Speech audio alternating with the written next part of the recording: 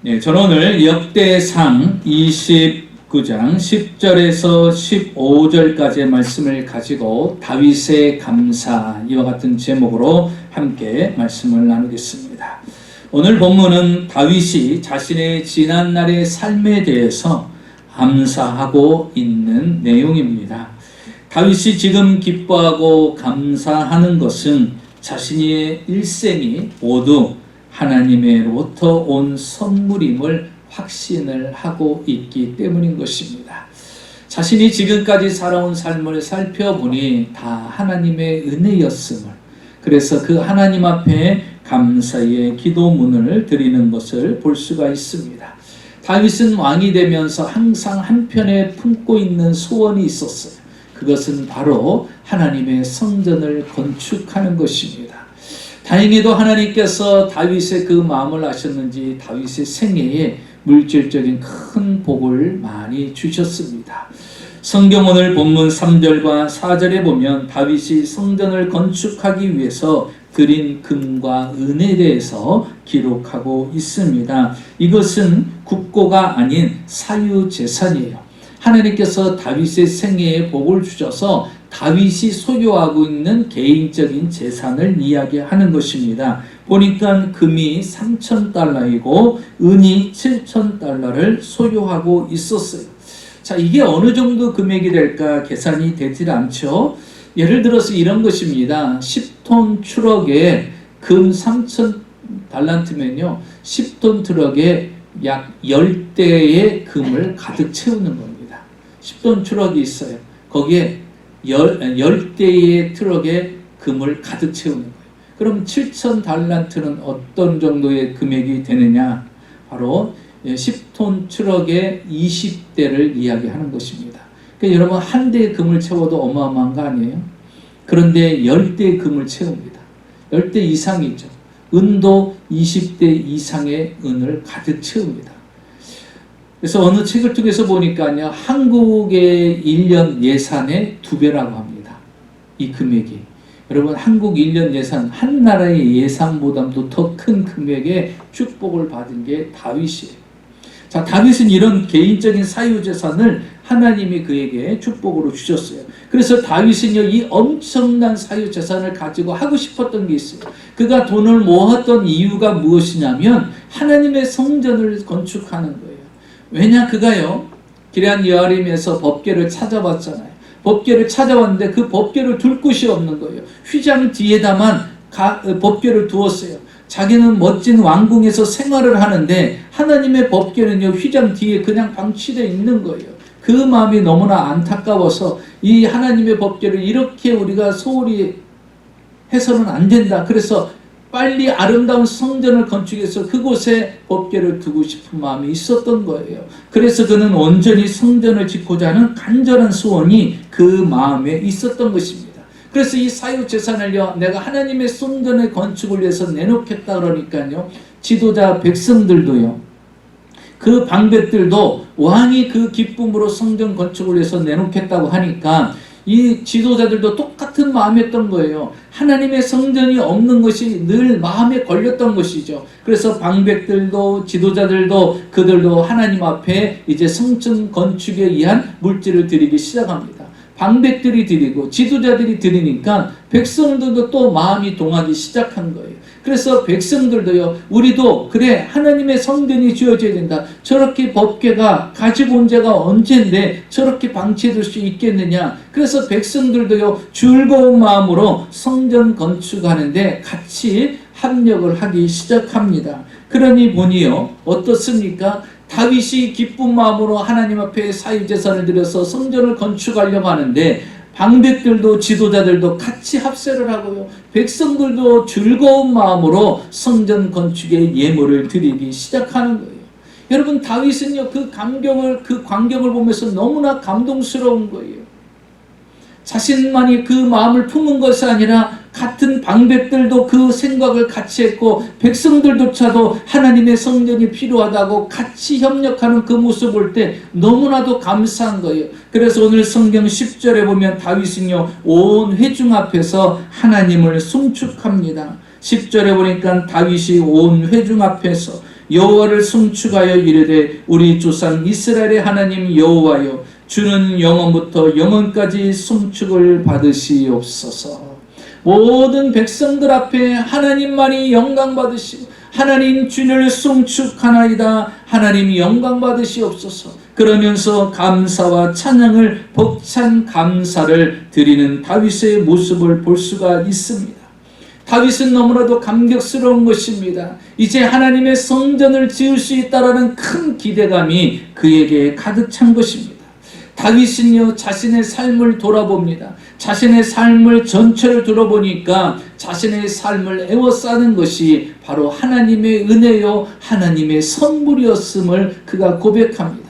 이렇게 마지막 그의 소원했던 성전을 건축하는 것조차도 온 백성들이 하나가 되어서 성전을 건축하려는데 힘을 모으는 모습을 보고 하나님 앞에 너무나도 감사하는 다윗의 모습을 볼 수가 있습니다. 오늘 본문은 다윗이 하나님 앞에 감사의 기도문을 드리는 것입니다. 저는 오늘도 여러분에게 말씀하고 싶습니다. 다윗처럼 항상 여러분도 하나님을 향한 감사의 고백이 넘쳐나시기를 주의 이름으로 축원합니다. 다윗은 하나님 앞에 무엇을 감사했을까요? 오늘 성경 본문을 통해서 보니까 다윗의 자신의 일생은 하나님의 전적인 은혜였음을 고백합니다. 그러면서 그 하나님 앞에 감사하는데 온 백성들 앞에서 그 감사의 고백을 선포합니다. 저는 오늘 이 시간에 다윗이 하나님 앞에 감사한 그 고백이 무엇인가? 그 고백이 여러분에게도 똑같은 감사의 고백이 되기를 원하는 마음으로 오늘도 다윗의 감사에 대해서 함께 은혜를 나누고자 하는 것입니다. 첫째로 다윗의 감사는 어떤 감사일 것인가요? 다윗은 모든 것은 하나님의 것이라고 감사 고백을 합니다. 모든 것이 하나님의 것이라는 것입니다. 오늘 11절과 12절을 우리가 같이 보겠습니다. 여호와여 위대하심과 권능과 영광과 승리와 위엄이 다 주께 속하였사오니 천지에 있는 것이 다 주의 것이로소이다. 여호와여 주권도 주께 속하였사오니 주는 높으사 만물의 머리이심이니이다. 부와 귀가 주께로 말미암고 또 주는 만물의 주제가 됐사 손에 권세와 능력이 있사오니 모든 사람을 크게 하심과 강하게 하심이 주의 손에 있나이다. 여러분 이 두 절에 다윗은 뭐라고 고백합니까? 다 주께 있다라는 거예요. 권능과 영광과 승리와 위엄이 다 주께 있고 여호와의 주권도 다 주께 속해였다라고 말합니다. 그리고 이 모든 것이 주의 손에 있다라고 고백합니다. 여러분 우리가 진정한 감사는 어디서 시작이 될까요? 하나님의 주권을 인정하는 것입니다. 하나님의 주권을 인정할 때 감사기도가 나와요. 그럼 보십시오. 11절 중간에 보면 천지에 있는 것이 다 주의 것이로소이다. 천지에 있는 것이 다 누구의 것이라는 거예요? 하나님의 것이라는 거예요. 이 우주 만물을 창조하시고 이 우주 만물을 다스리시고 이 우주 만물이 다 하나님의 것임을 인정할 때 우리는 그분한테 감사할 수가 있는 것입니다. 아직도 창조주 하나님을 믿지 못하면요 이 감사가 나올 수가 없지요. 이 모든 것이 하나님의 것임을 고백할 때 우리는 그것을 인정할 때 다윗처럼 감사가 나오게 되는 것입니다. 그래서 여러분 다윗의 생애는요 교만하지 않습니다. 그래서 오직 하면 하나님께서 다윗에게 말합니다. 너는 나와 마음이 합한 자다 그랬어요. 어쩌면 너는 그런 마음을 품을 수가 있느냐. 조금도 교만해지지 않았어요. 교만할 수 있잖아요. 목동했던 자가 왕이 됐으니 얼마나 기고만장하고 교만해질 수 있는 그런 환경이지 않습니까? 그런데도 절대 교만하지 않아요. 이유가 무엇입니까? 자기가 왕된 것은 자기 능력이 아니라는 거예요. 모든 주권이 누구에게 달려 있어요? 하나님께 있다라는 거예요. 그래서 나는 부족하지만 내가 왕이 될 수 있었던 것은 하나님이 나를 그렇게 세우셨다라는 것입니다. 그래서 다윗은요 절대 교만해질 수가 없어요. 왜? 나의 은혜는 하나님의 은혜이기 때문인 것입니다. 그래서 다윗은 너무나도 잘 알고 있습니다. 그리고 그는 이렇게 고백을 하죠. 부와 귀도 주께로 말미암느니라. 물질도 존귀하게 되는 것도 누구를 통해서 온다라는 거예요? 하나님 것이라는 거예요. 하나님이 허락해야 된다라는 것입니다. 여러분, 지금 다윗은요 금 3,000달란트와 은 7,000달란트를 개인적으로 소유하고 있는 사람이에요. 그 모든 엄청난 물질을 가지고 있는 사람이에요. 그런데 여러분, 이전에 다윗의 직업이 뭐였어요? 목동이었잖아요. 아버지의 양을 키우는 사람이었어요. 아마 아버지 곁에서 살았으면요 그는 그냥 목동으로 살았을 것입니다. 여러분, 목동으로 살면서 집 한 채나 살 수 있겠어요? 살지 못하죠. 그런데 금 3,000과 은 7,000의 그 엄청난 물질을 소유할 수 있었던 것은 다윗은 아는 거예요. 자기는 그 정도의 재력이 없어요. 부모한테 물려받은 것도 없고 그는 8번째 막내예요. 모든 장자권, 축복권은요 첫째에게 다 있습니다. 이스라엘. 그러니까 8번째인 다윗에게는 그 물질의 축복은 없어요. 자기 노력으로 부지런히 열심히 살아서 그냥 의식주를 해결해야 될 그런 상황이죠. 그런데 그는요 부유한 자가 됐어요. 아마 역대요 하나님 앞에 가장 큰 물질을 드린 유일한 사람이 되지 않을까? 그렇게 생각이 들어요. 그래서 다윗은 압니다. 물질도 주께로 말미암아 오는 것이라는 거예요. 존귀하게 되는 것도 주께로 말미암아 오는 것이라는 거예요. 여러분, 목동은요 선한 직업 아닙니까? 그가 아버지 곁에서 양을 지키는 사람이었으면 그냥 목동으로 평생을 살아갔을 거예요. 그런데 목동이었던 자신이 지금 어디에 살고 있어요? 왕국을 거닐고 있어요. 비단 왕국의 왕의 옷을 입고 있습니다. 멋진 잠자리가 준비되어 있고요. 맛있는 음식들이 준비되어 있고요. 수많은 종들이 자기를 수종을 듭니다. 목동에서 들판을 뛰놀던 다윗이 왕이 되었어요. 그래서 다윗은 압니다. 사람이 존귀하게 되는 것도 하나님께로 말미암아 오는 거라는 거예요. 나는 이 자리에 올라설 수 있는 사람이 아닌데 하나님께서 자신을 세우신 거예요. 여러분 보세요. 다윗이 도망갈 때 10여 년을 도망 다녔잖아요. 사울왕을 피해서. 그때를 상상해 보면요 왕의 자리는 생각이나 하겠어요? 생각도 못하죠. 사울왕 앞에 잡히면 죽게 되는 것인데. 그런데 하나님이 지나고 인생을 뒤돌아보니까 하나님이 나를 이곳으로 인도해 주시더라는 거예요. 존귀한 자리로 나를 끌어올리시더라는 거예요. 사막만 빙빙 광야만 10여 년 동안 빙빙 돌아다녔던 나를 하나님이 끌으셔서 왕궁으로 인도해 주시더라는 거예요. 그래서 그는 깨달았어요. 아, 존귀하게 되는 것도 하나님의 손에 있는 거구나. 내가 머리 되려고 하고 내가 존귀하게 되려고 해서 되는 것이 아니라 그것 또한 하나님의 손에 있다는 것입니다. 또 그는 이렇게 이야기합니다. 크게 하심과 강하게 하심이 주의 손에 있나이다. 여러분, 사람은 누구나 할 것 없이 크고자 원하지 않습니까? 강하고 싶지 않아요? 다윗은 알아요. 목동했던 자기를 왕으로 크게 하신 분이 누구예요? 하나님이세요. 여러분의 자녀를, 여러분을 크게 하실 분이 누구라고 생각하십니까? 하나님이라는 사실. 그래서 다윗은 알아요. 크게 하심이 하나님이시라는 거예요. 그래서 자신은요, 하나님이 자신을 크게 만드셨어요. 원래는 목동이었어요. 그런데 하나님께서 자신의 인생을 돌아보니까 하나님께서 자신을 키워주셨는데 골리앗과 싸워서 골리앗을 무너뜨리게 만들었어요. 그리고 왕이요, 그 다윗을 사위로 삼습니다. 그리고 사울왕이 자신의 오른팔로 세워요. 한순간에 커버렸어요. 우리 한국말에 그런 말 있죠. 너 요즘 많이 컸다.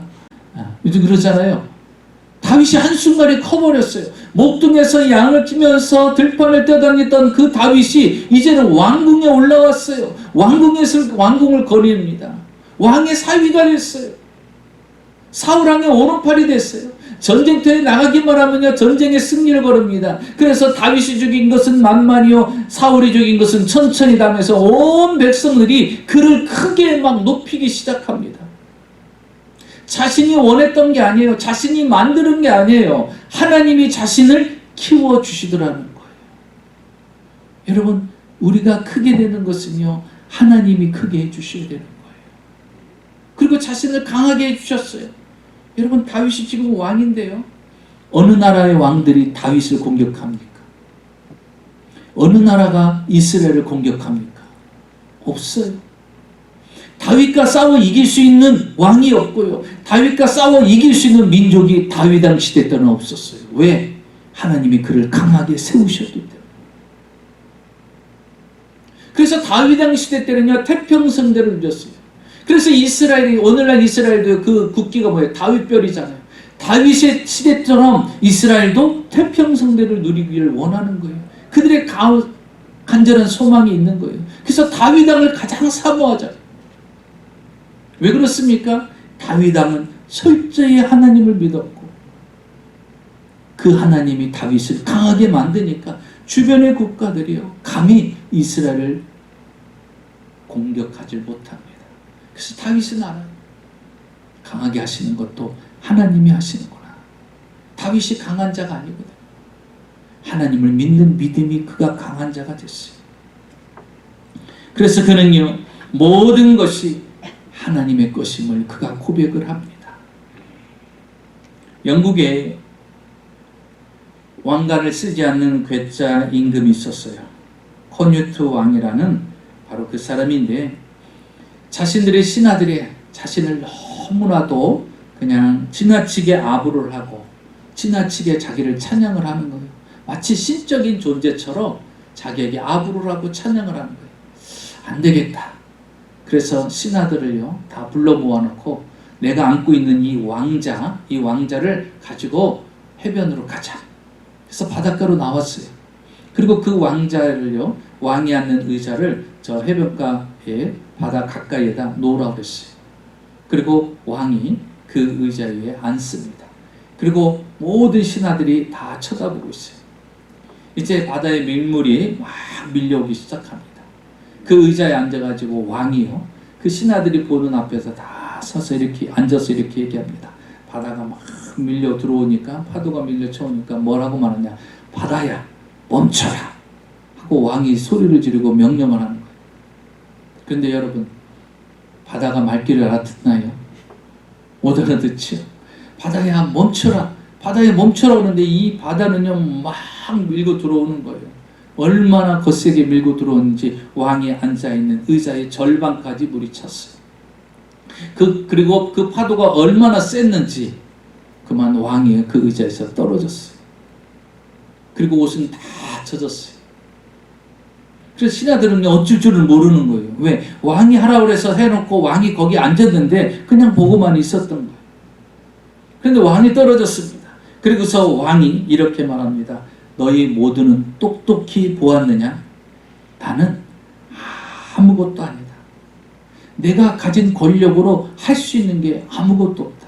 봐라, 저 밀려오는 파도한테 너 멈춰라 하는데도 얘는 멈출 생각도 없이 나에게 와서 나를 결국 의자에서 떨어뜨리지 않느냐.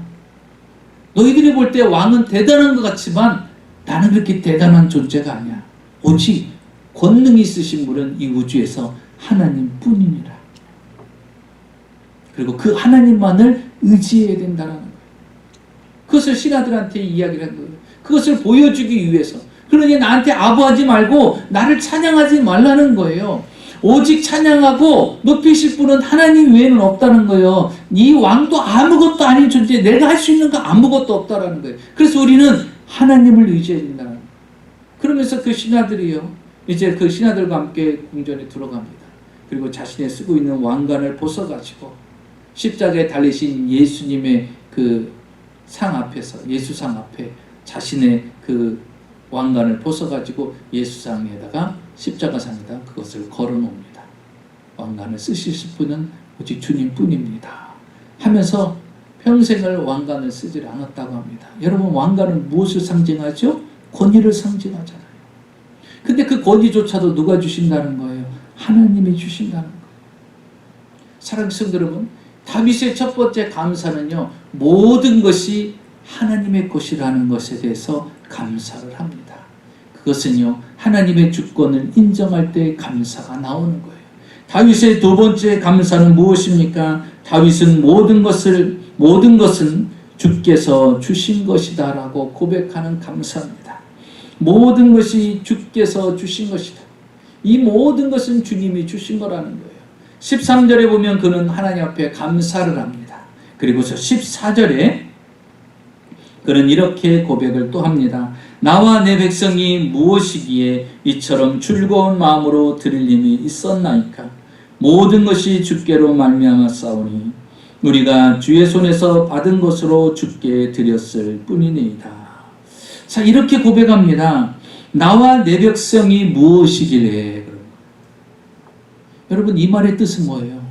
나와 내 백성이 무엇이길래? 우리는 아무것도 아닌 존재라는 거예요. 그런데 우리에게 왜 은혜를 베푸십니까?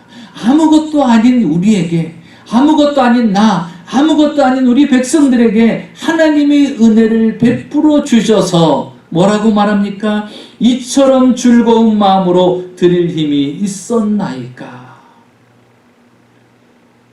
우리같이 부족하고 아무 힘도 없고 아무 능력도 없는 우리들에게 하나님께서 은혜를 베풀어 주셔서 주 앞에 이 귀한 것을 드릴 수 있는 은혜를 주심을 감사한다는 거예요. 그러면서 이렇게 이야기하죠. 모든 것이 주께로 말미암아 싸우니. 그는 고백합니다. 그 모든 것이 주께로 말미암아 왔다라는 것이. 저는요, 오늘 이 본문을 보면서 너무나도 새로운 은혜를 그래서 늘 성경 말씀을 보는데도 어느 때 또 이렇게 와서 부딪히는 말씀이 있어요. 그럼 오늘 이 14절에 보니까요, 나와 내 백성이 무엇이기에 이처럼 즐거운 마음으로 드릴 힘이 있었나이까? 이 말씀이 제가 다 왔어요. 여러분, 그렇구나. 아무리 많은 물질이 있다 할지라도 여러분 보세요. 다윗이 금 3,000달란트예요. 은 7,000을 가지고 있어요. 그 엄청난 물질 드리는 거 쉽지 않아요. 드리는 거 쉽지 않아요. 그런데 다윗이 드렸어요. 그리고 방백들도 드렸어요. 백성들도 드렸어요. 어떻게 드렸을까요? 오늘 성경은 답합니다. 드릴 힘이 있었기 때문에 드린 거예요. 그래서 여러분, 헌금도요, 물질도요, 드릴 힘이 있어야 일불이라도 드리는 거예요. 드릴 힘이 없으면요, 일불도 아깝고요, 계산하게 되고요, 머리 복잡해요. 그래서 여러분, 물질도요, 드릴 힘이 있어야 온전한 11조도 드리고요, 감사도 드릴 수 있고요. 여러분, 기도할 힘이 있어야 기도도 하는 거예요. 예배 드릴 힘이 있어야 예배도 하는 거예요. 찬양 드릴 힘이 있어야 찬양도 하는 거예요. 전도할 힘이 있어야 전도도 하는 거예요. 원수를 물리칠 수 있는 영적인 영권이 있어야 그 원수마귀도 물리칠 수 있는 거예요. 그런데 힘이 없으면요, 물리칠 수가 없는 거예요. 힘이 없으면 드릴 수도 없는 거예요. 힘이 없으면요, 찬양하는 것도 힘들어요. 힘이 없으면요, 예배 나오는 것도 힘들어요. 왜 와야 되는지, 왜 참석해야 되는지, 왜 예배가 소중한지, 왜 예배에 목숨을 걸어야 되는지 몰라요. 그래서 우리는요, 날마다 이 힘을 공급받아야 돼요. 하나님 앞에 드릴 수 있는 힘, 예배를 드리고 기도를 드리고 헌신을 드리고 충성을 드리고 열정을 드릴 수 있는 그 힘, 원수마귀까지도 물리칠 수 있는 그 힘이 우리에게 있어야 돼요. 그러려면 어떻게 해야 될까요? 성령의 충만함을 받아야 돼요. 하나님, 내가 힘을 잃지 않게 하시옵소서. 영권을 잃지 않게 하시옵소서. 영적인 힘을 잃지 않게 하여 주시옵소서. 기도의 힘을 잃지 않고, 찬양의 힘을 잃지 않고, 예배의 힘을 잃지 않고, 헌신의 힘을 잃지 않고, 원수마귀를 물리칠 수 있는 힘을 잃지 않도록 하나님, 내게 오늘도 영권을 더하시고 영적으로 전신갑주를 취하고 원수마귀를 대적할 수 있는 힘을 달라고 여러분 고백해야 됩니다. 그래서 우리는 날마다요, 하나님 앞에 드릴 수 있는 힘이 넘쳐나야 돼요. 여러분, 우리는 세상에 내 것은 아무것도 없습니다. 오늘도 여러분 하나님이 우리에게 생명을 주셨으니 이곳에 와서 예배드릴 수 있었던 거예요. 생명조차도 내 것이 아니에요. 하나님이 오늘도 우리에게 하루의 생명을 연장했기에 여러분과 저가 만날 수 있었어요. 만약에 오늘 새벽에 하나님이 부르셨다든지 어제 저녁에 여러분을 부르셨다든지 그럼 우리는 이 중에도 못 만날 분이 있다라는 것이죠. 생명조차도 내가 어찌 할 수 없는 것입니다. 성경에 보니까 우리 예수님께서 청지기의 사명을 알지 못하고 자신의 모든 것을 자신의 마음대로 할 수 있다라고 착각한 한 부자를 이야기를 합니다. 이 부자는요, 땅이 많았어요. 그래서 그 땅에 농사를 지었는데 엄청난 수확을 거뒀어요. 엄청난 수확을 거두니까 창고가, 기존에 있던 창고가 너무나 작아요. 그래서 그것을 다 부셔버리고 큰 창고를 만들어서 풍년 들었던 그 곡식을 그곳에 다 가득가득 채워놓습니다. 그리고서 그가 스스로 이렇게 고백을 합니다. 내 영혼아, 내가 여러 해 동안 쓸 물건들을, 쓸 양식들을 그 창고에 가득 채워놨으니 이제 내가 먹고 마시고 쉬고 즐거워하자. 이 부자의 계획은 그거였어요. 이제 창고에 가득 찼으니 내가 먹고 마시고 쉬고 즐거워하자. 여러 해 동안은 문제가 없겠구나. 이렇게 생각했던 거예요. 얼마나 계획이 완벽합니까? 그런데 주님이 그에게 이렇게 이야기합니다. 이 어리석은 사람아, 오늘 내 영혼을 걷어가면 내가 준비한 이 모든 것들, 내가 쌓아둔 이 모든 것들이 네 것이 되겠느냐. 이렇게 이야기를 하는 거예요. 여러분, 이 부자는요, 어리석은 부자는요, 잘못 생각했어요.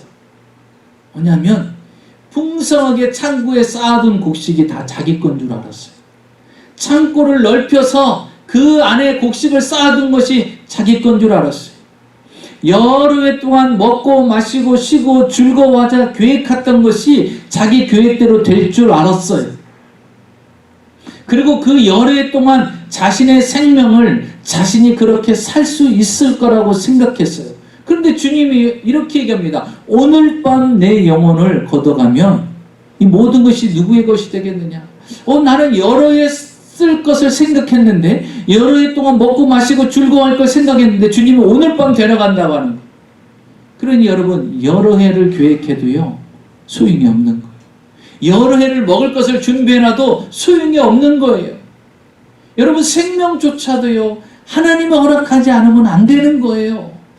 이 세상에서 내가 가지고 갈 수 있는 거는 아무것도 없습니다. 아무것도 없어요.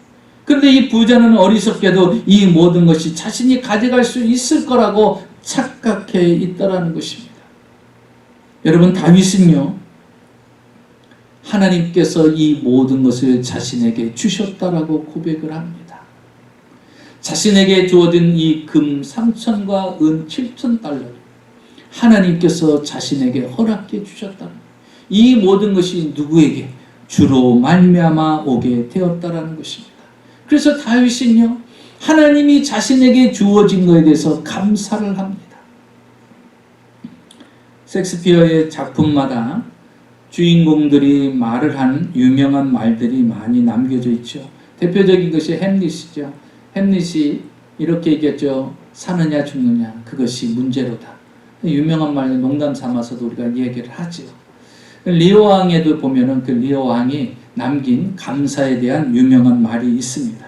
감사하지 않는 자식은 뱀의 날카로운 이빨보다 더 날카롭게 가슴을 찌른다. 이렇게 리오 왕이 이야기를 했어요. 왜 이 말을 하게 됐느냐? 리오 왕이 80이 됩니다. 나이가. 다스리던 땅을요, 3명의 딸에게 이제 나눠주려고 계획을 했던 거예요. 그 3명의 딸에게 똑같은 질문을 합니다. 내가 나를, 아빠를 얼마나 사랑하느냐? 그 사랑의 표현의 강도에 따라서 이 땅을 나눠주려고 했던 거예요. 그래서 큰딸을 불렀어요. 야, 너는 나를, 아빠를 얼마나 사랑하니? 그래서 큰딸이요, 눈치가 빨라요. 아버지가 연세가 됐어. 이제 우리에게 재산을 분배하려고 하는구나. 아버지, 제가 아버지를 너무나 사랑하죠. 내 생명보담도 더 사랑합니다. 그러니까 아버지가, 그러냐? 네가 네 생명보다 나를 더 사랑하느냐? 알았다. 땅의 3분의 1을 큰딸한테 줍니다. 둘째 딸을 딱 불렀어요. 둘째 딸이 딱 눈치를 보니까 큰딸이 그렇게 해서 3분의 1을 받았거든요. 그래, 너는 나를 얼마나 사랑하느냐 그랬더니, 아버지, 내가 아버지를 얼마나 사랑하는지요. 내가 살아가는 존재의 이유가 바로 아버지 때문입니다. 제가 그만큼 아버지를 사랑합니다. 그러니까 아버지가 흐뭇했고, 그러냐 3분의 1을 더 줬습니다. 마지막 좋은 땅, 셋째 딸은요, 이 아버지가 속으로 너무 사랑하는 딸이 레아 왕이. 그래서 세 번째 딸을 불렀어요. 근데 이 셋째 딸은요, 또 너무나 솔직한 스타일이에요. 너는 나를 얼마나 사랑하느냐 그랬더니 셋째 딸이 하는 말이, 아버지, 저는 아버지를 분명히 사랑을 합니다. 그런데 목숨만큼 사랑은 못하고요, 내 생애 전부라고도 못합니다. 왜냐하면 저는 남편도 있어서 남편을 사랑해야 되고, 두 자녀가 있으니 두 자녀들에게도 사랑을 나눠줘야 됩니다. 그러니 저는 남편도 사랑해야 되고, 두 자녀도 사랑해야 되고, 아버지도 사랑해야 되니 저는 온전히 아버지만을 사랑한다고는 못합니다. 그러나 저는 아버지를 사랑합니다. 그러는 거예요. 그러니까 아버지가 조금 서운해요. 그래서 너는 안 되겠다. 그래서요, 그 좋은 땅을 셋째한테 주려고 했는데, 아버지를 그렇게 목숨처럼 존재의 이유니 이런 감동적인 말을 안 하니까 그 땅을 첫째와 둘째에게 나눠서 줘버립니다. 그리고서 이제 이 왕이 왕의 자리에서 물러났어요. 그리고 이제 그는 생각에, 내가 자식에게, 큰딸에게 3분의 1을 좋은 땅을 주고 그 성에 거하게 했으니 내가 그 딸애한테 가야 되겠다. 그래서 왕의 자리에 내려와서 큰딸의 집을 찾아갑니다. 어땠을까요? 큰딸이 목숨과 같이 아버지를 사랑한다고 해서 믿고 갔는데, 그 큰딸이 아버지를 박대하기 시작합니다. 문전박대하고요. 심지어 성에서 아버지를 쫓아냅니다. 얼마나 기가 막히게. 그 3분의 1의 땅, 또 좋은 땅의 반을 그 큰딸에게 줬는데, 그 딸은 그 은혜를 잊어버리고요, 아버지를 문전박대, 배은망덕한 큰 딸을 향해서 그가 한 말이 바로 그 유명한 감사의 말입니다. 감사하지 않는 자식은 뱀의 날카로운 이빨보다 더 날카롭게 가슴을 찌른다. 감사를 모르는 자식은 뱀의 이빨보다도 더 날카롭게 내 가슴을 찢어낸다는 거예요. 여러분, 다윗의 감사는요, 하나님이 나에게 모든 것을 주셨다라는 것을 알고 감사하는 거예요. 여러분은 어떻습니까? 올 한 해 하나님께서 여러분의 주신 것에 대해서 감사합니까? 우리는 하나님이 내게 주신 모든 것을 다윗처럼 감사할 수 있는 저와 여러분이 되어야 될 줄 믿습니다. 마지막 셋째로 보면, 다윗은요, 하늘에 소망을 두고 살겠다고 감사의 고백을 합니다. 오늘 15절에 보면, 우리는 우리 조상들과 같이 주님 앞에서 이방 나그네와 거류민들이라 세상에 있는 날이 그림자 같아서 희망이 없나이다. 다윗은 이렇게 고백합니다. 주님 앞에서 우리 조상들과 다름없이 나는 나그네입니다. 그렇게 고백을 해요. 우리 조상들이 오직 이 세상은 나그네임을 인식하고 살았던 것처럼 저도 그렇게 살아가고 있다라는 거예요. 여러분, 그는 지금 왕입니다. 당대 왕이에요. 천하를 호령하는 왕입니다. 여러분, 왕들이 이런 교만에 빠지지 않습니까? 마치 자신의 생명도 자신이 그 권세와 능력을 가지고, 물질을 가지고 연장시킬 수 있다라고 착각을 합니다. 그래서 진시황도요, 불로초를 구하게 만들었잖아요. 왜? 그것을 먹고 영원히 죽지 않아요. 그런 생각을 가졌던 거예요. 결국 어떻게 됐습니까? 그가 안 죽었나요? 여러분, 천하를 호령했던 모든 옛날의 왕들, 지금까지 살아있는 사람이 있습니까? 그들 다 죽었어요. 다윗은 오늘 본문에 뭐라고 말합니까? 이렇게 고백하지 않아요? 세상에 있는 날이 그림자 같아서. 자신을 표현하기를 나그네와 그림자로 표현합니다. 내가 세상에 사는 동안에 나는 그림자라는 거예요. 여러분, 그림자는 어떻습니까? 햇빛이 비치면요, 비춰지는 게 그림자예요. 그런데 햇빛이 없어지면 사라지는 게 그림자예요. 그러니까 다윗은요, 자신을 그림자로 이야기합니다. 왜? 잠깐 비춰다가 한순간에 그 빛이 없으면 순식간에 사라지는 게 그림자라는 거예요. 인생이 그렇다는 거예요. 순식간에 사라진다라는 거예요. 순식간에 나그네와 같이 호텔에 하루 이틀은 먹을 수 있어요. 그러다가 떠나는 나그네와 같은 존재가 우리라는 것이. 그래서 다윗은요, 지금 금 3,000달란트가 있고 은 7,000달란트가 있고 그 엄청난 물질은요, 자신이 가져갈 수 없음을 알고 있습니다. 그것은요, 이 땅에 사는 동안 필요한 거예요. 하늘에서는 아무 소용이 없는 거예요. 그래서 다윗은요, 그 많은 물질을 어떻게 해요? 하나님의 성전을 건축하는데 사유 재산을 다 드리겠다라는 거예요. 왜 그렇습니까? 여러분, 하늘의 소망을 둘 때 그것이 가능한 거예요. 이 땅은 나그네의 삶이고요, 이 땅은요, 그림자와 같아서 어느 순간 사라지는 거예요. 어느 순간 우리는 주님의 부름을 받게 되는 거예요. 그래서 이 땅에 사는 동안 어디에 소망을 두고 사는 거예요? 천국에 소망을 두고 사는 것입니다. 그래서 다윗의 감사는요, 나는 하나님, 우리 조상들과 같이 이 땅에 소망을 두지 않고 저 천국에 소망을 두고 사나이다. 여러분, 우리의 감사는요, 저 천국을 소망하는 감사가 있어야 돼요. 내가 죽음이 이 땅으로 끝나는 것이 아니라 저 천국, 영원한 천국, 영생의 은혜가 우리에게 기다린다는 사실입니다.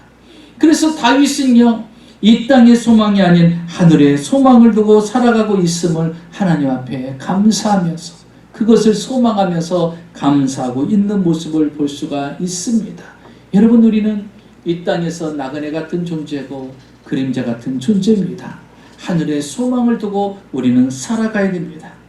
캐나다의 한 가난한 집에서 태어나서 또 물레방앗간 심부름꾼으로 살다가 그 갑부가 된 사람이 있어요. 깁슨이라는 사람인데요, 그는 산을 20만 에이커, 철도를 280마일을 소유한 부자가 됩니다. 갑작스레 그렇게 큰 부자가 될 수 있었던 비결, 모든 기자들이 관심을 쏟아 그를 취재하기 시작합니다. 당신은 물레방앗간에서 심부름을 해주던 그런 가난한 집안의 사람이었는데 어떻게 이렇게 캐나다를 대표할 수 있는 갑부가 되었습니까? 비결이 무엇입니까? 사람들은 그 비결에 초점을 맞췄어요. 그랬더니 저에게는 3가지의 비밀이 있습니다. 그 첫째는 대단한 줄 알았어요. 술을 먹지 않는 겁니다. 두 번째는 수고하는 것을 싫어하지 않고 부지런히 일하는 것입니다. 열심히 살아야 된다는 거예요. 열심히 살았습니다라는 거예요. 그리고 3번째로 말합니다. 하나님을 믿고 감사하며 매사에 긍정적으로 살았습니다. 염려하지 않고 긍정적으로 살았습니다. 기자들은요, 특별한 뭐가 나올 줄 알았어요. 특별한 말을 기대했어요. 술 먹지 않는 거, 열심히 일하는 거, 하나님을 믿고 감사하고 염려하지 않는 거. 이거 모든 사람 다 할 수 있는 거 아니에요? 모든 사람들은 알고 있는 거 아니에요? 그래서 기자들이 이렇게 물어봤습니다. 이거 다 아는 거 아닙니까? 이거 너무 쉬운 거 아니에요? 이렇게 이야기를 했어요. 그랬더니 깁슨이 말합니다. 예, 물론 그렇습니다. 원래 진리는 단순하죠. 이 모든 것들은 쉬운 겁니다. 그런데 아는 거하고 실천하는 거하고는 차이가 있습니다. 알고 있는데 당신들과 나의 차이는, 당신들은 알고 있고 나는 그것을 실천한 사람입니다. 그래서 알고 있는 사람과 실천한 사람의 차이의 갭이 바로 이렇게 생긴 것입니다. 여러분, 알고 있는 것이 중요한 것이 아니라 실천하는 것이죠. 다윗은 알고 있는 하나님, 모든 것의 주권자가 되신 하나님을 그는 감사했고, 모든 것이 주님이 주셨다는 것을 알고 감사하고, 이 땅에 소망을 두지 아니하고 저 천국에 소망을 두고 살아갈 수 있는 은혜를 주심을 감사하는 다윗의 고백입니다. 여러분의 고백은 어떻습니까? 오늘은 다윗의 감사의 고백을 들었습니다. 다음 주는 우리가 추수감사 예배로 드려집니다. 다음 주의 감사 예배는 여러분의 감사의 고백이 되기를 원합니다. 오늘 다윗의 고백처럼 여러분은 다음 주에 한 해를 살고 한 해를 우리가 정리하면서 내가 하나님 앞에 다윗처럼 무엇을 고백할 것인가, 무엇에 대해서 감사할 것인가, 한 주간을 우리가 생각하면서 다음 주는 여러분이 다윗처럼 하나님 앞에 많은 것들로 여러분 고백하고 감사할 수 있는 저와 여러분이 되시기를 주의 이름으로 축원합니다.